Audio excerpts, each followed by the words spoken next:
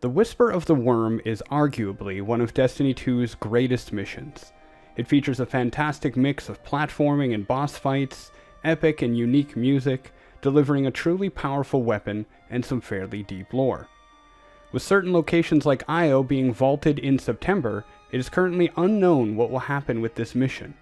Will it be vaulted, or simply moved?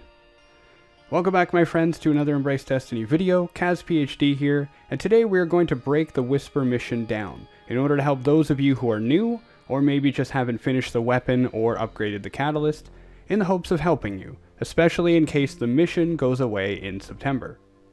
As always, I will put short notes and timestamps in the description below if you need the quick highlights. Let's start with the overall objectives and how to complete them. The Whisper mission has the following optional objectives: obtaining the Whisper of the Worm exotic sniper rifle, obtaining the Whisper's catalyst, fully masterworking that catalyst, and obtaining the Thousand Wings exotic ship. Now, accessing the Whisper mission has changed a few times since it came out. When it debuted, you had to wait, only able to access it on the weekends when a Taken Public event started in the Lost Oasis on Io. With Season of Arrival's new Contact Public event, there is a new mission node next to Asher Mir on the Io map that lets you select the normal or heroic version. How nice. When you start the mission, you'll land in the Grove of Ulan Ton Lost sector. Here you need to climb to the top, to a little cave with a Taken Blight inside. Some tips here. The first part of the Whisper mission is all about jumping, so get your Stompies, your Lion Rampant boots, high mobility armor, or top/middle tree Dawnblade to help you get through it. There are no enemies of importance here, so focus on jumping. Next, you can access the cave by running through the entire Lost sector and jumping to it to the left of the Lost sector chest. That's the long way, but the reliable way.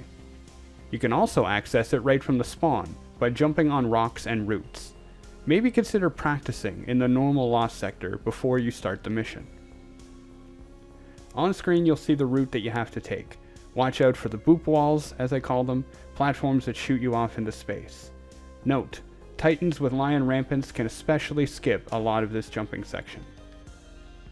It's also good to stop for a second or so after making a really big jump.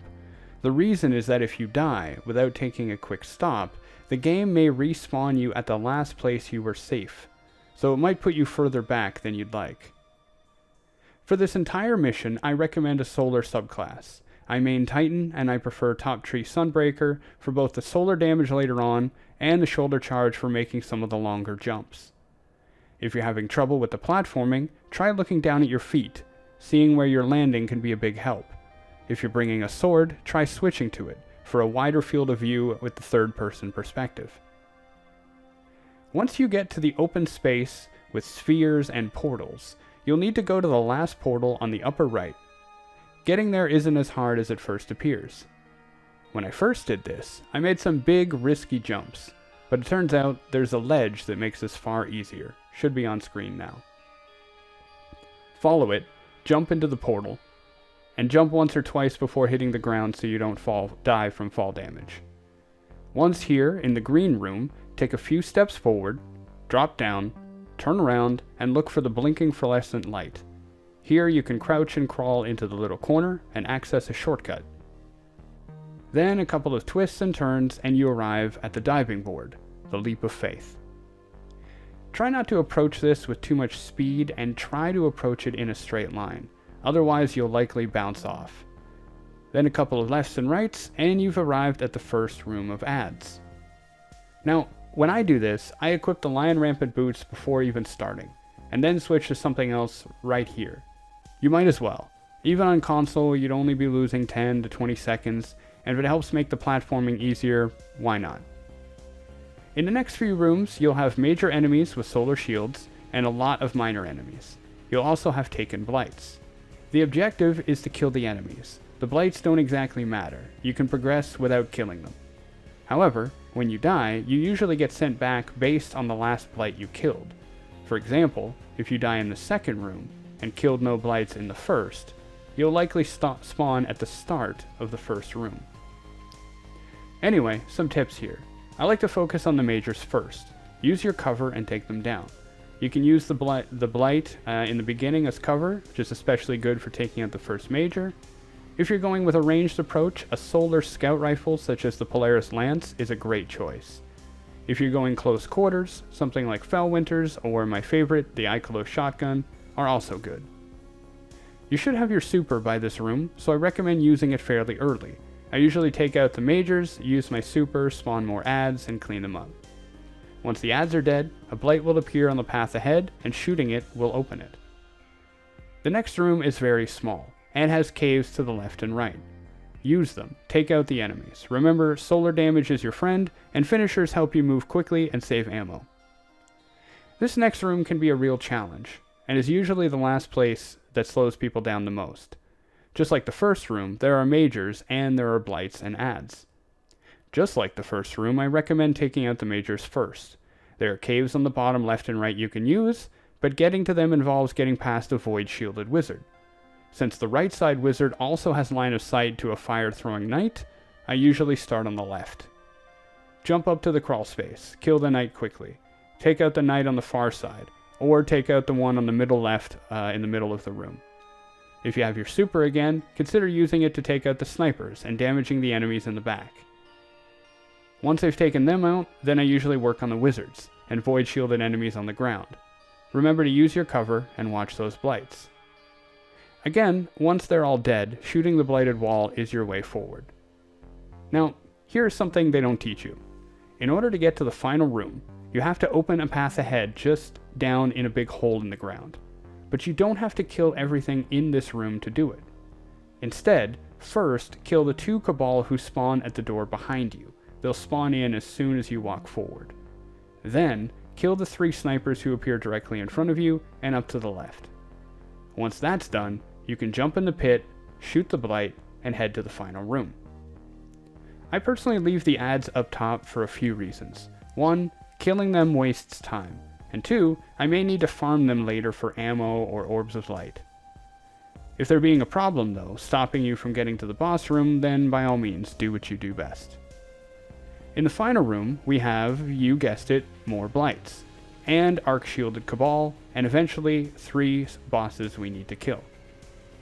I recommend taking out the blights in the front left and right, as well as the one on the mid-right. The reason is because the bosses will specifically hide there, making it impossible to take them out at a distance. Once this is done, take out the Cabal. Remember those arc shields. When they are dead, the room fills up with adds and the 3 yellow bar enemies. Just like the previous room, there are caves over to the left and right, and using them may provide you with the cover you need while also keeping you close to your targets. Dying and being stuck up top can waste a lot of time. The 3 bosses include a Hive Knight, a Fallen Captain, and a Cabal Centurion, all taken. The Knight on the left shoots fire. The Captain, usually in the middle or on the right, shoots blinding orbs, and the Cabal shoots Axion bolts. I usually prioritize the Fallen, then the Hive, then the Cabal, because blinding orbs and fire are the worst and can really slow you down. What you use is up to you, of course, but here are some recommendations. One of the best long-range options is a Solar Scout again, such as the Polaris Lance I mentioned earlier. It does great damage, and the full catalyst provides Dragonfly every time you get that 5th headshot, great for keeping the enemy's shields down. Swords and Bubble, or Well, Icolo Shotgun, Anarchy Mountaintop, all great options. The thing to remember here is that there are so many enemies and they will kill you very quickly, so you'll need to move quickly and avoid needless deaths. My personal loadout here is to run Top Tree Sunbreaker with either Heart of Inmost Light or Hellfire Heart, Monte Carlo, Icolo Shotgun, and Wendigo. My strategy revolves around helping my team the most, so I use the shoulder charge to amplify the damage on the bosses, the shotgun to help, and the exotics to get my shoulder charge and grenade back very often. Tractor Cannon is also a good choice. Whatever you do, just try to prioritize and strategize with your team. Call out when you hit a boss with your Tractor Cannon, or that you'll be using your tether or shoulder charge soon. The latter will likely get you killed, but it's worth it if your hunter friend hits a weakened enemy with their golden gun. Killing the 3 bosses ends the mission, and congrats! You've now earned Whisper of the Worm. Despite how the weapon has changed, it still remains one of the most impressive looking and damaging weapons in Destiny 2. Now, at this point, you can be on your merry way, but maybe you want the catalyst, or maybe you want the ship. Luckily, you can work toward them both at the same time. In order to get the catalyst, you have to finish the Heroic Whisper mission, accessible at any time, until September, from the blue mission node on Io once you complete the normal version. Now that just gets you the Creates Orbs on Double Kills feature and the tracker. To fully masterwork the catalyst, you're going to need to do the heroic mission a few more times over a few more weeks. The same with the ship, which involves doing something to get the quest, then completing Heroic Whisper a few times. See, completing the heroic will grant you 20% of the catalyst progress on your account once a week, so you could do it over the span of 5 weeks to finish the catalyst. However, there are some chests hidden around the mission which grant you an extra 13%, meaning chests plus heroic completion means you only have to do this for 3 weeks. You also need the chests to get the ship, so here's what you can do. Follow the directions shown on screen to get the chests.